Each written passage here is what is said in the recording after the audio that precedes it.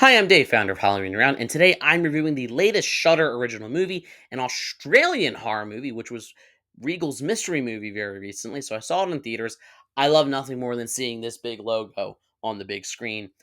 Dangerous Animals, a movie that I can only describe as Saw meets Jaws. No, that's not me doing a weird rhyming thing. It's just a weird movie that I absolutely dug. So let's jump into, or dive into, that's a better word, Dangerous Animals. And you and me, we fend for ourselves.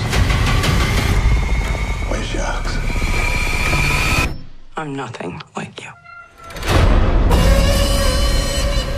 Very simple setup. You have this psycho boatman played by Jai Courtney who abducts people, mostly women, and feeds them to sharks and films it. I love how simple it is in the premise. I love how, the whole movie has this, running theme of like, who's the predator, who's the prey. He thinks he's the shark, but is he really, you know, the smaller piranha that the shark eats? There's this dynamic of, are humans the dangerous animals or are sharks? Sharks are actually, and he even says it in the movie, not that dangerous. They only attack humans by mistaken identity, but he banks on it in a weird Jai Courtney kind of way. So first and foremost, he absolutely steals this movie, and this movie would not be what it is without Jai Courtney. Yes, you have a solid lead performance from Hassie Harrison, who for you Yellowstone fans out there is Laramie, but it really is Jai Courtney's movie, and he is just, he's singing Baby Shark. He is just hamming up every second of it. And the movie kind of wastes no time jumping right into that. He's going to be our villain. He's the psychopath. And this is the game we're going to put them in. This is Saw out on the water with a shark. You guys remember like 10 years ago when Hollywood was trying desperately to make Jai Courtney a thing when he starred in A Good Day to Die Hard, Divergent, Jack Reacher with Tom Cruise, Terminator Genesis. Two of those entries, Terminator and Die Hard, they were basically prepping him to take over the franchise. And it just wasn't there. And it's like he was dull, he was boring, but it's not because he was a bad actor, it's because he was giving material. And I don't think being a generic tough guy leading man is where Jai Courtney shines. No. I knew where Jai Courtney shined in 2016 when I saw him as Captain Boomerang in Suicide Squad, where a movie that was filled with flaws, he was one of the things I actually liked about it as this like weird, crazy, unhinged criminal in his native Australian accent. Whereas his character in Dangerous Animals is just that dialed up to 11. And it's perfect. I feel like he has such a great niche in these like weird psychotic roles that I hope to see more of. I'd love for this just to be the first of many horror movies that Jai Courtney does, because he is what makes this movie work. For its budget, a lot of it is shot out on the sea from what I can tell. It looks absolutely gorgeous. It's the Gold Coast of Australia, so it's naturally going to be.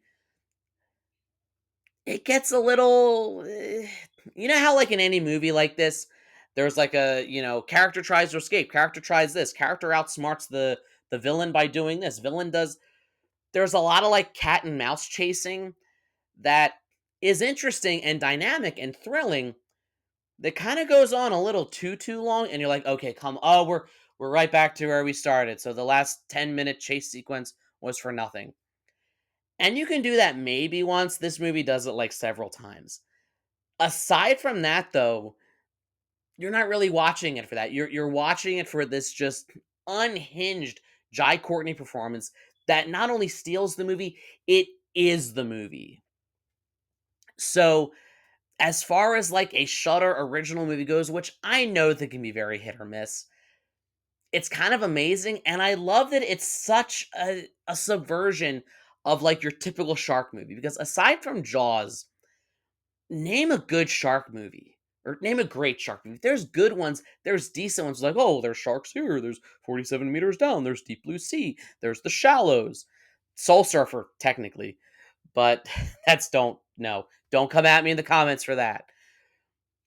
I love how this one though combines that like captive horror where like a maniac has an innocent person held captive. and is using the sharks as a weapon unknowingly. Well, to the sharks at least.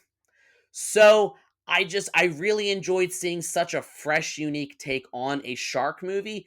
And again, I've seen plenty of horror movies where, insane evil guy kidnaps people and wants to torture, kill them, or do unspeakable things to them.